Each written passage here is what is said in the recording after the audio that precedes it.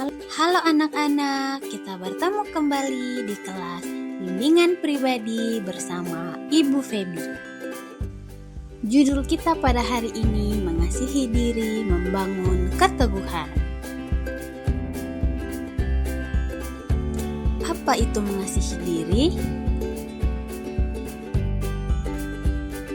Mengasihi diri adalah sikap penuh perhatian, kelembutan, dan pengertian terhadap diri sendiri, terutama saat menghadapi kesalahan, kegagalan, atau kesulitan. Nah, anak-anak, ada juga nih beberapa komponen self-compassion. Yang pertama, ada kebaikan pada diri sendiri atau self-kindness, yang berarti menggantikan kritikan dengan rasa sayang dan pengertian.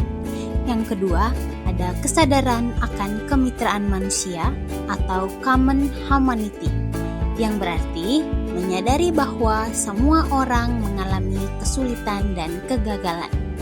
Dan yang ketiga, ada mindfulness, yang berarti menghadapi emosi buruk dengan sadar tanpa menghindari atau membesar-besarkannya.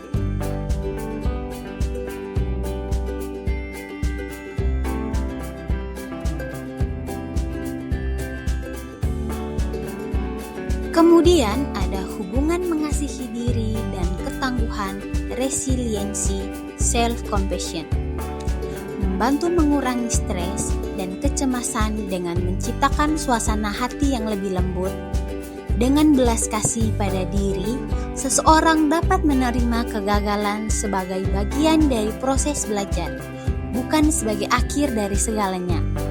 Sikap ini memungkinkan seseorang cepat bangkit dari kegagalan, mampu mengelola emosi negatif secara sehat, dan tetap fokus menghadapi tantangan. Orang yang mengasihi diri cenderung mengembangkan ketahanan mental yang kuat untuk menghadapi tekanan hidup. Nah, anak-anak, ada juga nih manfaat mengasihi diri untuk membangun ketangguhan. Yang pertama yaitu meningkatkan kesejahteraan psikologis dan kebahagiaan. Yang kedua, mengurangi risiko depresi dan kecemasan. Yang ketiga, membantu mempertahankan motivasi dan semangat dalam situasi sulit. Dan yang keempat, paling penting nih, menumbuhkan adaptasi positif dan kemampuan berpikir jernih saat menghadapi tekanan.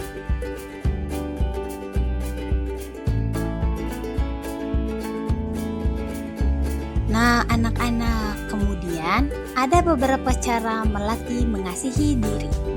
Yang pertama, berbicaralah pada diri sendiri dengan kata-kata yang lembut dan penuh pengertian. Yang kedua, ingatkan bahwa kesalahan adalah hal biasa yang dialami banyak orang.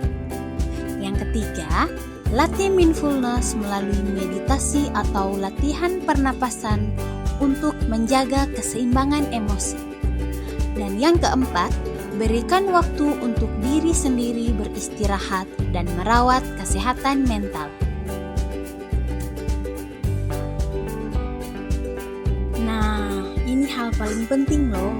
Ada dampak positif self-compassion dalam hidup sehari-hari, yaitu dapat membantu meningkatkan kualitas hubungan dengan orang lain karena kemampuan untuk berempati juga akan meningkat.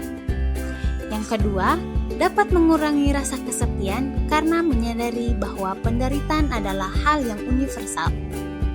Yang ketiga, menjadi landasan untuk pengembangan diri yang sehat tanpa tekanan berlebihan. Dan yang terakhir, ada memperkuat kemampuan untuk membuat keputusan yang bijak dan bertanggung jawab. Nah, ini hal paling penting loh. Ada dampak positif self-compassion dalam hidup sehari-hari, yaitu dapat membantu meningkatkan kualitas hubungan dengan orang lain karena kemampuan untuk berempati juga akan meningkat. Yang kedua, dapat mengurangi rasa kesepian karena menyadari bahwa penderitaan adalah hal yang universal. Yang ketiga, menjadi landasan untuk pengembangan diri yang sehat tanpa tekanan berlebihan. Dan yang terakhir ada memperkuat kemampuan untuk membuat keputusan yang bijak dan bertanggung jawab. Nah, anak-anak, selain beberapa hal penting di atas, ada juga loh tantangan yang sering menghalangi self-compassion, yaitu seringkali kita lebih mudah mengkritik diri sendiri daripada memberi dukungan karena budaya atau kebiasaan yang menuntut kesempurnaan.